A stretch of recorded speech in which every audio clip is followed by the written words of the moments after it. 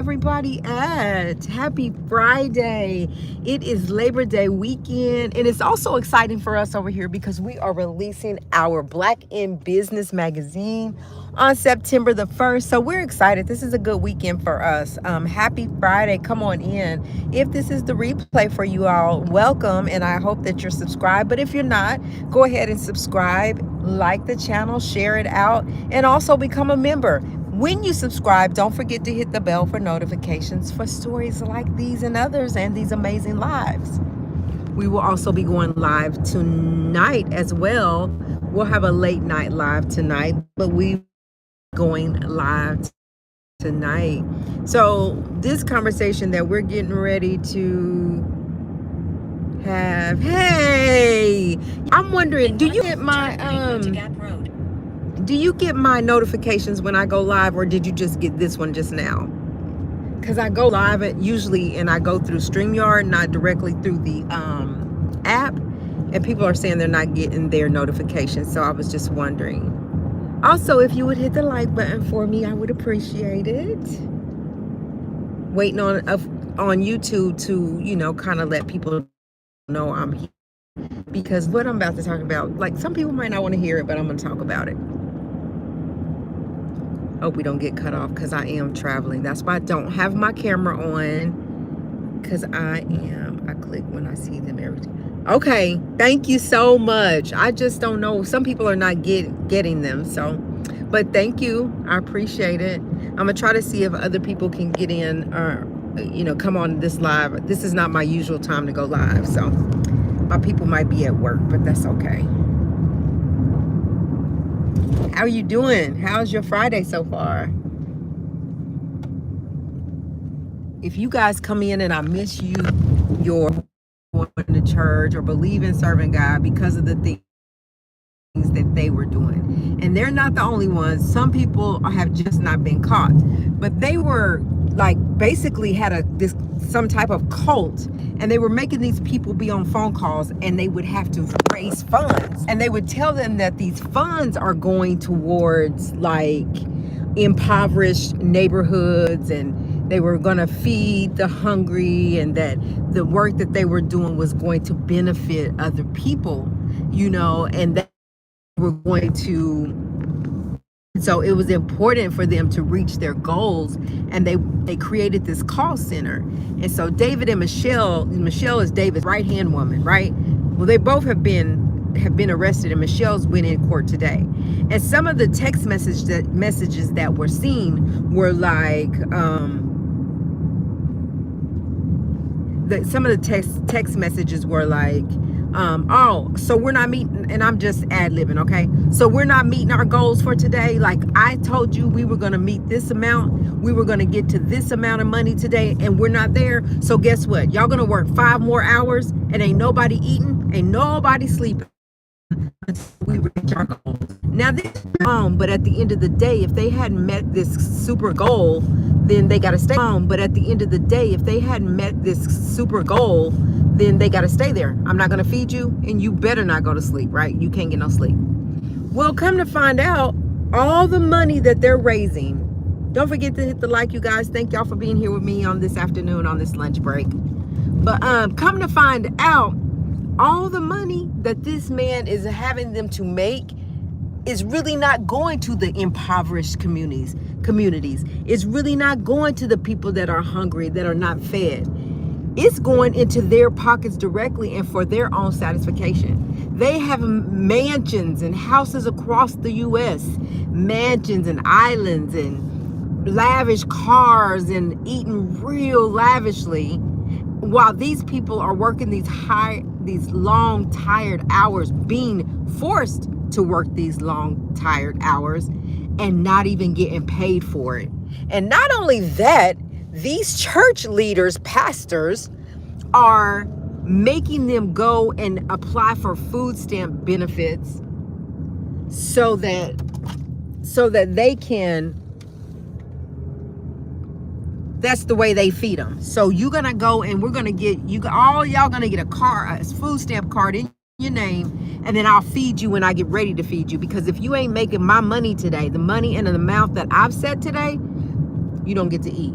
you don't get to sleep. Now you wonder why people don't go to church. You wonder why people don't trust God and trust people in the church. And so they just don't go because of this situation right here. And then for the pastors that are good people, it's a bad look on them too. And so that's why, some people just don't go to church. I think you also, like, I'm a Christian. I believe in God. So you have to build your own relationship with God. Now, listen, if we're being honest and we're being really, yeah, so is the live better, y'all? Hey, Galactic. Hey, thank you. Is it better? Let me know, because I was in a bad space. I'm driving. Let me know. Thank y'all so much. I hate that it was messing up. So listen, so now here's the fact of the matter of the church and how it operates. The real truth is that church does have to operate a business, and this is why and this is why. They have to keep overhead. They got to keep the lights on. They do have to have a certain amount of staff for the maintenance people, for the pastor, for, there's a few other people that get paid. Not everybody that is serving in the church gets paid, but there are a few people that they have to have on the payroll to maintain. But the responsibility of the church is that when people tithe and put their offering in, is that they are to handle that money with responsibility. And that's not what's happening a lot of times, which makes the people that are really honest and doing the right thing suffer, because people are not showing up at church. People are not believing in, like, there's a God, because if there was a God, how can people move and shake like this, I think his name is Michael and Michelle are moving, or David, whatever his name is, these pastors, how can we believe what they are saying when these guys are doing this, and then they take the money and they go buy mansions and luxury cars and all for themselves, none of it for anything that you told us it was going to be. Now you say, well, why do the people stay in the call centers and stay with these people if it's so bad for them, if they're not if they're not being treated right, if they're not being allowed to eat and sleep? Well, there was an interview with one of them, and they were like, it's just not that easy to leave. Like, they are groomed and they become their friends, and then they build the trust, and then they're just like stuck. They can't leave for whatever reasons. Well, they have been busted. Michelle has gone to court today. I don't think she has a bond at this time, and we're just going to continue to watch this story. Like, this is just so off from what we normally talk about, but it's just kind of bothersome that it's really still happening in the church, and that churches that are real honest and real true to what, how a church is supposed to operate, they have to suffer because people look at these stories right here and they totally withdraw from the church. They totally turn from the church, the word, from God, and all that. It's everybody's choice to believe or not believe, but it's hard to believe, and I get it, when you see stories like this.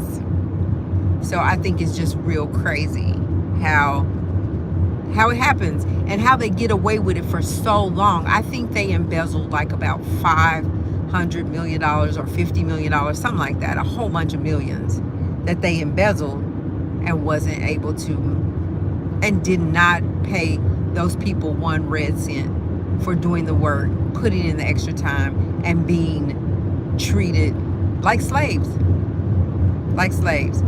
Forced labor, forced to stay on that call center and make that man and that woman the money that they said we're going to make today. Forced labor, embezzlement. Now, everybody that paid, that called in that call center, and they were saying that he has this mega church, and so they were supporting the church because the church was doing the right thing. The church was going to make sure that the impoverished, the people that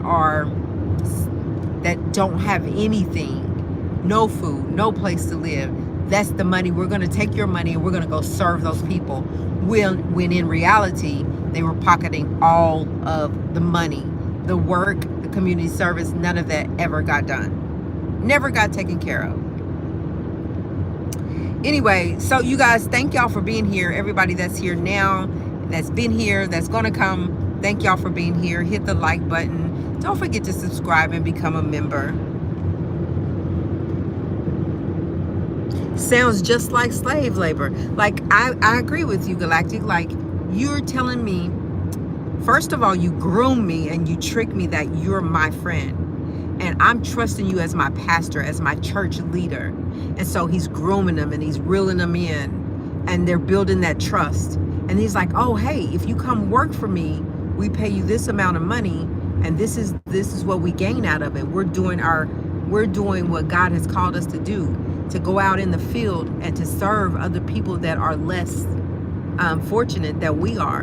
And so the money, all the money that we take, you know, just juiced it up. All the money that we get is going for a good cause, and you'll be a part of this good cause. I could just hear the stories, right? But they are being treated like slaves. You work hard for me. I get all the money. You get no sleep, no food, because if we're not meeting goals, ain't nobody sleeping. Ain't nobody going nowhere. That's forced labor. And the sad part about it is they don't know how to get out. They don't know how to get out unless these people are caught and busted like these two were. Now, even the people that saw that this pastor's living in a mansion and driving these luxury cars and living their best lives, they were questioning, how in the world is this pastor living in almost the largest mansion in this city, right? 10 bedrooms, 10 and a half bathrooms, you know, all the works. All the luxury in the world you can have, and you a pastor? I don't know. It just doesn't make sense. But at the end of the day, they have been caught. They have been found out. They are incarcerated. They are being detained without bail. So I think that's a good thing. I'm going to continue to follow this because I feel like, and this is just me, I'm not putting my religion on anyone, but I do believe in God. I do go to church, and I do have a church home that I grew up in. And never in all my years, I ain't no spring chicken here. In all of my years of going to that church, I've never been privy to anything like that. Like taking the money and not using it for what it's meant for. Now, we do have to take offering, and we do need that money to run this church as a business, so we can keep the lights on, so we can keep the musicians, so we can keep the instruments in the church, so we can provide this, we can do this, because this just like a business. Church is really has to be ran like a business in order to stay afloat, right?